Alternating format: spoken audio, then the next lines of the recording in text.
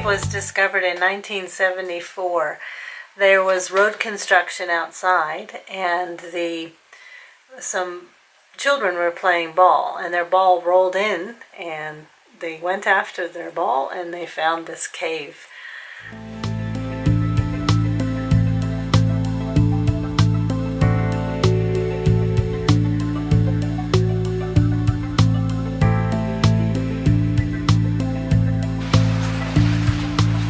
The water is so clear, huh?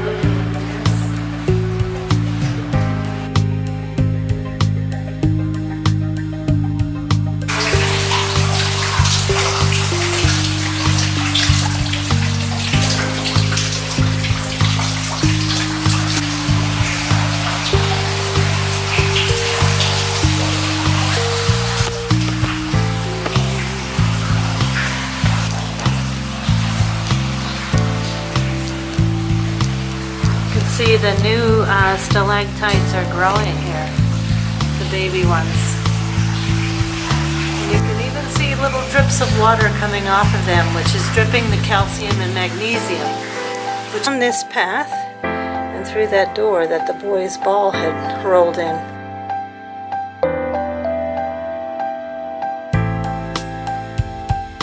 This is Musa's castle. We're on the inside of it now. And when he was 15 years old, he started building it, and stone by stone he put it together. He worked on it for 70 years. He's still alive. My friend has his book and has it autographed by him.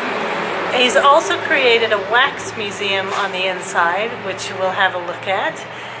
It's just the creativity, the creation of this whole palace or castle is phenomenal. Now, he created all of these wax figures, and he's in his 80s now and has his children, and I'm sure his grandchildren are helping him. And it reflects the village life here. It's absolutely remarkable. And this is the entrance to the palace. It's a huge door and then two smaller doors. When he was young, he fell in love with this woman, and she was of wealth and he was poor, and she rejected him. So when he finished the palace, he made a door with a smaller door inside, and when he finally finished, he invited her in and forced her to come through the small door, meaning that she had to bow to enter the place. And so here we have the women that are cooking, and they're making their breads and grinding the meat and sitting around having their meals. You see the ladies there sewing, and on the sewing machine as well. We have the potter and the shoemaker. In this area here, we have all of the religions in the area are represented. We have the priest and the sects of the Muslim religion, the Shias, the Sunnis, the Druze, and doing what they do in this part of the world. They come together, they share wisdom and knowledge, and have conversations and discussions over coffee. This is all wax. He created all by himself and now his children. Go check out what's downstairs here.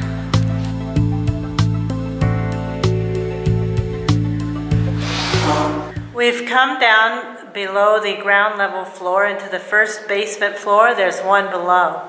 Now, this man, Musa, has created these scenes of the wax figures depicting village life. It's absolutely remarkable. And over here we have a classroom of children, and obviously corporal punishment was part of the way things were done at that stage, and then we see all the laughing and cheering of the children. And there's so much detail in this. You can see that the teachers were paid by food. So you can see the goose and the grapes were brought to pay for the teacher. This is the way they made saj. Saj is the flat bread there, and then they cook that. They're mixing it up. That lady's mixing it up. And the little girl's eating some, and they're making it into the shapes.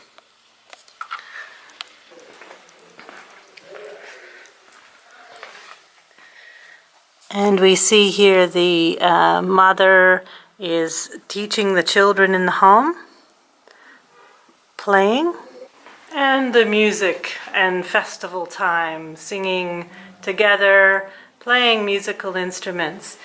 Now here's a door, and my friends have gone down to get coffee, so let's see if we can find them.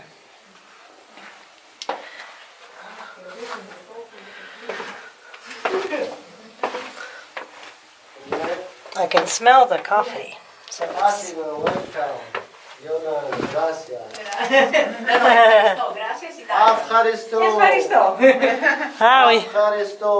No, she's not. New Zealand. Welcome, New Zealand. Yeah, thank you. He's brewing the coffee beans now, as you can smell. Oh, he's brewing the coffee. Wow. Yeah, but you have to listen to the music now. Thank you. You Let's have to try have this. certain measures of cardamom. And Very, very nice.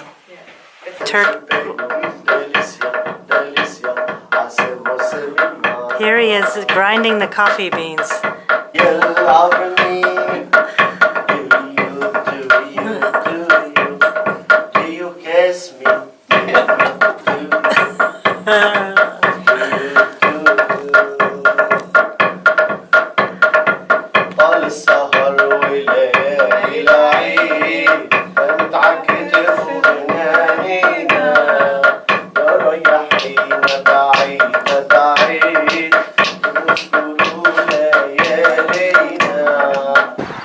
And there in the distance is the Musa Castle in the beautiful Chouf Valley.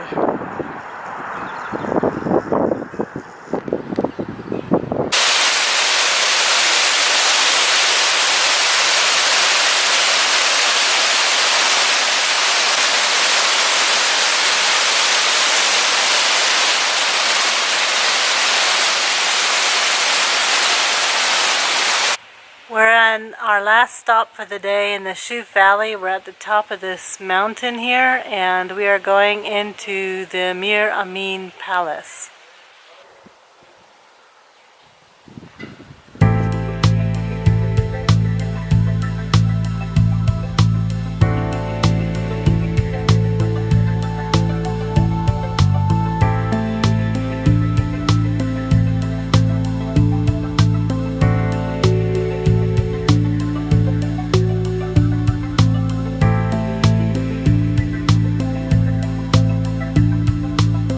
We're going to go into the Al Diwan, which is a room where people come to be greeted and to say hello, to have some coffee, and to share some food. And it's a wonderful part of this part of the world is the greeting of people in the home or in the place that you go.